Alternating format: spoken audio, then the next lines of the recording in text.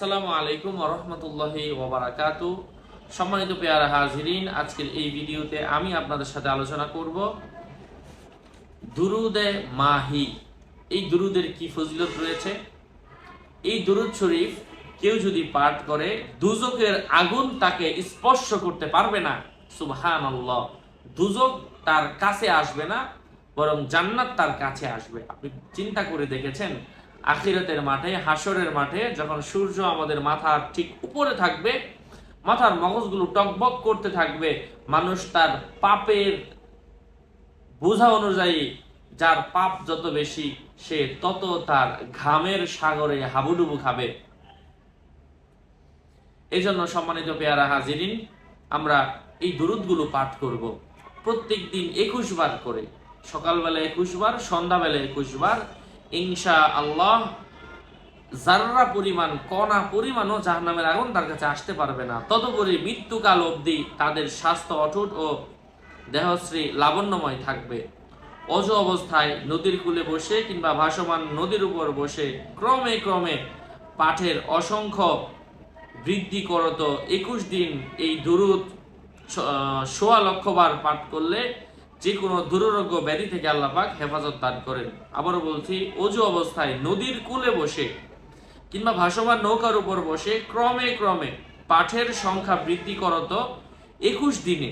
মানে প্রথম দিন একটু কম পড়বে, তারপরের দিন আরেকটু বেশি, তারপরের দিন আরেকটু বেশি, এভাবে করতে করতে 21 দিনে 1.25 লক্ষ বার এই দুরুদটা যদি কেউ পাঠ করে নদীর কিনারে বসে, আল্লাহ পাক তাকে অবশ্যই রোগ থেকে মুক্তি দান করেন। অনেকে বলবেন, হুজুর নদীর পাশে বসে পড়া অথবা নৌকায় পড়ার সাথে এই আমলের কি সম্পর্ক? এটা আল্লাহ পাক ভালো জানে, যারা কিতাব লিখেছে তারা ভালো জানে, উলিয়া কেরামের দেওয়া ওজিফা। আমার ছোট্ট জ্ঞানে এই কথা ধরবে না, এবং আমি এই বিষয়ে কিছু আমার নিজের থেকে বলার যোগ্যতা নাই। আমি আমলটা দিচ্ছি আপনাদের সাথে মাজমুআয়ে ওয়াদাইফ নামক কিতাবের 223 নম্বর পৃষ্ঠা। সেই দুরুদটা আজকে আপনাদের সাথে আমি শেয়ার করছি, ও উচ্চারণও দেওয়া আছে।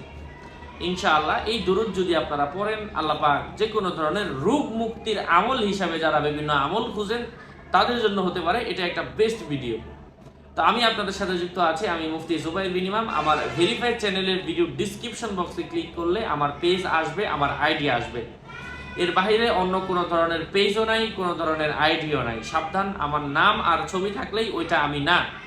প্রত্যেকটা ভিডিওতে সাবধান করেছি, আপনি লিংকে ক্লিক করলে যেটা আসে এটাই পেজ। আপনি মাতবরি করে ফেসবুকে গিয়ে যদি আপনি লিখেন জুবাইর বিন ইমাম, আমার নামে হাজারো মানুষ বিভিন্ন ভিডিও দিয়ে রাখছে, হাজারো পেজ, হাজারো আইডি খুলে ভরে রাখছে।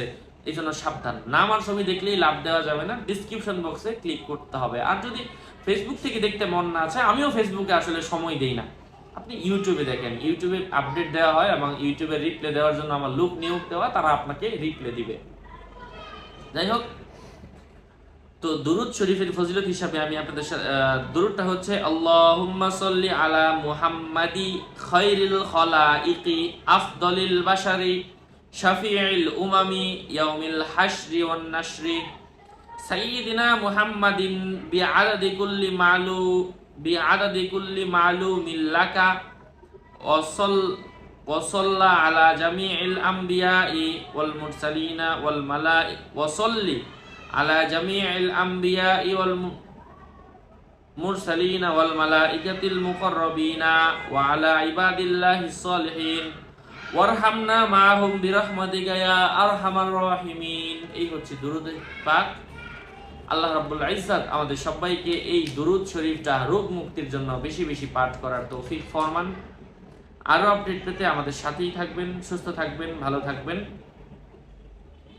আসসালামু আলাইকুম ওয়া রাহমাতুল্লাহি ওয়া বারাকাতুহু। দুরুদের ফজিলত অপরিসীম, অসংখ্য, অতুলনীয়, যা বলে শেষ করার মতো না। তবে শর্টকাটে আমি এতটুকুই আপনাদের সাথে শেয়ার করলাম। আসসালামু আলাইকুম।